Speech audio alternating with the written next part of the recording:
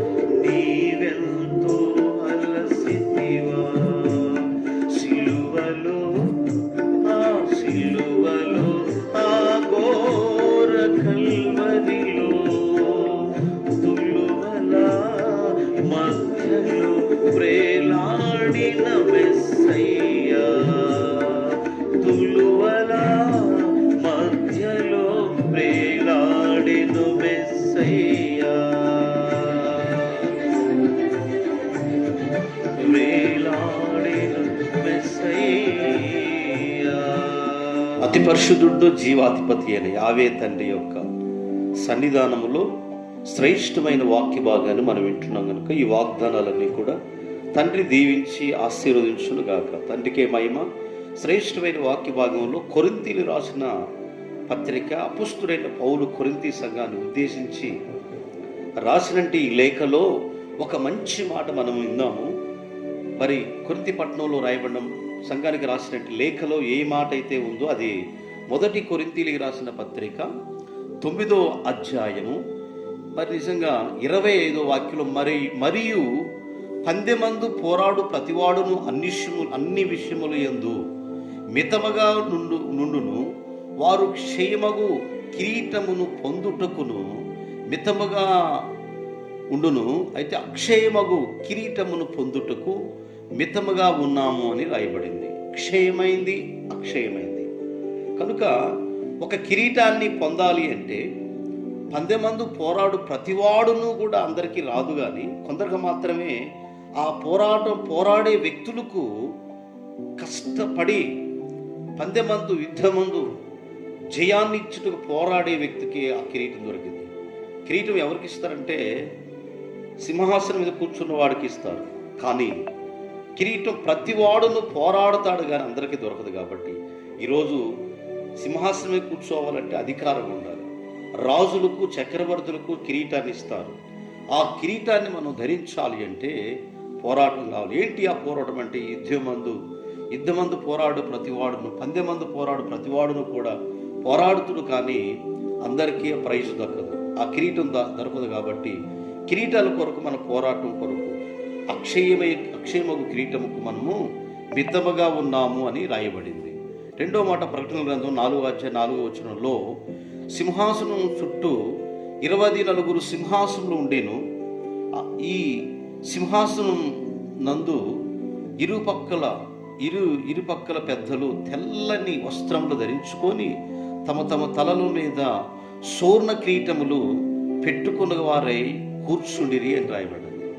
ఇక్కడ 24 పెద్దలు చుట్టూ కూడా కూర్చొని సింహాసనం చుట్టూ ఇరుపక్కల కూర్చొని పెద్దలు తెల్లని వస్త్రాలు ధరించుకొని తలల మీద సువర్ణ కిరీటం పెట్టుకొని యావేను గనపరుస్తున్నట్లుగా మనం చూస్తున్నాం. కాబట్టి సువర్ణ కిరీటము మొట్టమొదటిది అక్షయ కిరీటం, రెండోది మొదటి పేతురు పత్రిక 5వ అధ్యాయం 4వ వచనంలో ప్రధాన కాపరి ప్రత్యక్షమైనప్పుడు మీరు వాడవారిని మహిమ కిరీటం పొందుదురు అని రాయబడింది.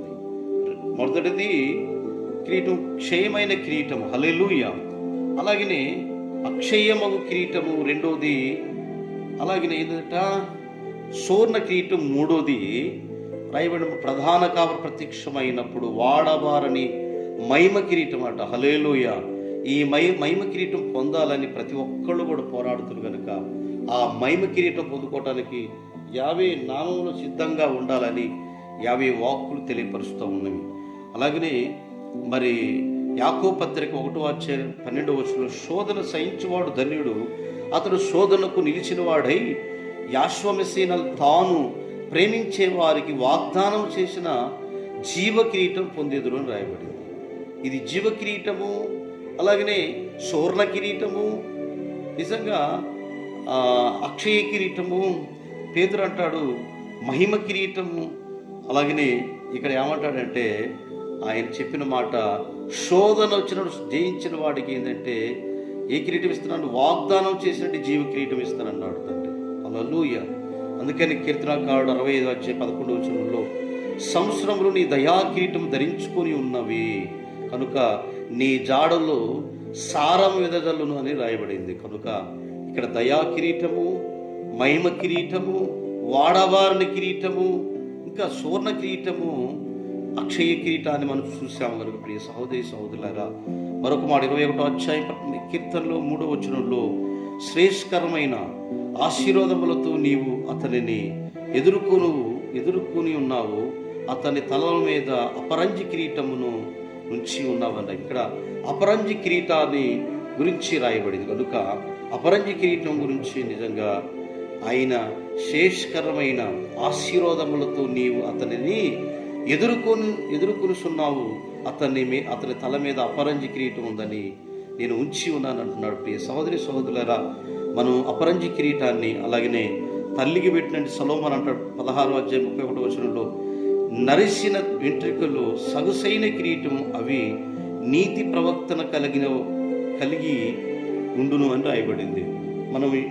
మనం ఇక్కడ 7 కిరీటాలు చూసాము. ఒకటి అక్షయ కిరీటం, రెండవది సువర్ణ కిరీటం, మూడవది మహిమ కిరీటం, నాలుగవది నిజంగా నాలుగవది ఏంటంట మహిమ కిరీటము, 5 జీవ కిరీటము, అలాగనే దయా కిరీటము, నిజంగా అపరంజి కిరీటము, నిజంగా సగసైన కిరీటాలు.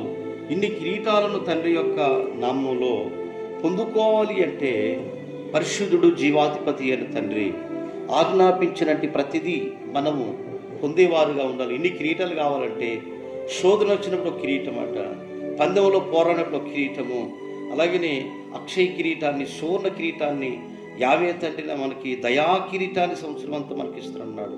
అపరంజి కిరీటాన్ని ఇస్తున్నాడు. సొగసైన కిరీటాలతో మనం అందరం కూడా తండ్రి యొక్క నామములో ఒక మంచి కిరీటాలుగా, తండ్రి యొక్క నామములు సింహాసనం మీద కూర్చున్నట్టు 24 పెద్దలు ఆయన ఏ కిరీటాలు పెట్టుకున్నారట? అపరంజి కిరీటం, సువర్ణ కిరీటాలు పెట్టుకొని, సువర్ణ కిరీటం పెట్టుకొని చుట్టూ కూడా 50 తని సింహాసనం చుట్టూ 50ని గనపరిచినట్లుగా రాయబడుతుంది. కనుక మనము కూడా తండ్రితో సమానంగా ఉండాలి అంటే, ఆ కిరీటాలు పొందాలంటే పందెమందు మనం పోరాడే ప్రతి ఒక్కరూ కూడా మరి నిజంగా పోరాడాలి. అన్ని విషయాల్లో మితముగా మనం పోరాడినప్పుడే మనకి కిరీటాలు దక్కుతాయి. కాబట్టి కిరీటం రావాలి అంటే నిజంగా మంచి సింహాసనం కావాలన్నా, మంచి ఈ 5 సంవత్సరాల పీఠం కావాలన్నా ఈ లోకంలో ఎంతోమంది నిజంగా పోరాడుతున్నారు. కాబట్టి మనమందరం కూడా తండ్రి యొక్క సన్నిధిలో ఒక మంచి కిరీటాల కొరకు, ఒక మంచి వ్యక్తులుగా, పేరు కలిగిన కుటుంబాలుగా, మన చూసి అనేక మంది మారే కుటుంబాలుగా మనము తగ్గించుకొని యావే నామంలో మనమందరూ ప్రతి ఒక్కరు కూడా తండ్రి యొక్క సన్నిధిలో, తండ్రి యొక్క నామమును బట్టి తండ్రి యొక్క ఆ మహిమ కిరీటాన్ని పొందుకోవటానికి జీవ కిరీటం, సువర్ణ కిరీటం, వాడబారిన కిరీటాలతో తండ్రి మనకిచ్చిన అలంకరణతో ప్రతి వారు ఆ కిరీటాల తల మీద ఉన్నప్పుడు ఎంతో ఆనందిస్తారు. ఎక్కడుంటే పెడతారు కిరీటాలు? సింహాసనం మీద. సింహాసనం మీద ఎవరిని కూర్చోబెడతారంటే అధికారం కలిగినట్టు వారు ఆ అధికారాన్ని నీకు ఇస్తారంటున్నాడు. కేవలం నువ్వు చేసే పని అంటే ఏమీ యుద్ధం చేయాల్సిన పర్లేదు. నీ హృదయాన్ని పరిశుద్ధంగా పవిత్రంగా ఉంచుకొని ఆయన సన్నిధిలో నిజంగా తూచా మీదకుండా ఆయన ఆజ్ఞలు పాటించి, ఆయన పండుగ దినాల్లో, ఆయన నూతన సంవత్సరాల్లో, నెలారంభ దినాల్లో మనమందరూ తండ్రి యొక్క కృపలో ఆయన ఏదైతే లేఖనాలలో ఈ శ్రేష్టమైన గ్రంథంలో రాయబడినట్టు మాటలు ఉన్నాయి వాటి ప్రకారంగా జీవిస్తే 50 కిరీటాలన్నీ, ఈ వాగ్దానాలన్నీ వారికి ఇవ్వగలుగుతాడు. తండ్రి మాటలన్నీ దీవించి ఆశీర్వదించునుగాక. మహిమ కలిగిన తండ్రి, పరిశుద్ధుడా, జీవాధిపతి అయిన తండ్రి, ఈరోజు ఈ వాక్యాలైన ప్రతి వారిని దీవించి ఆశీర్వదించి కృపతో నింపమని, ఈరోజు వివాహ వేడుకలు, గృహ కూడికలు, సభలు, తండ్రి పుట్టినరోజు కార్యక్రమాలు ఎందరైతే చేస్తున్నారో వారందరినీ దీవించి దినమంతా తోడై ఉండును గాక. అలాగే జరుగును గాక. షలోమ్ అండి మీ అందరికీ నా హృదయపూర్వకమైన షలోమ్. ఈ కార్యక్రమం ఇంతవరకు చూసిన మీకు నా ప్రేమపూర్వకమైన షలోమ్. ఈ దినమంతా మనకు తోడై ఉండును.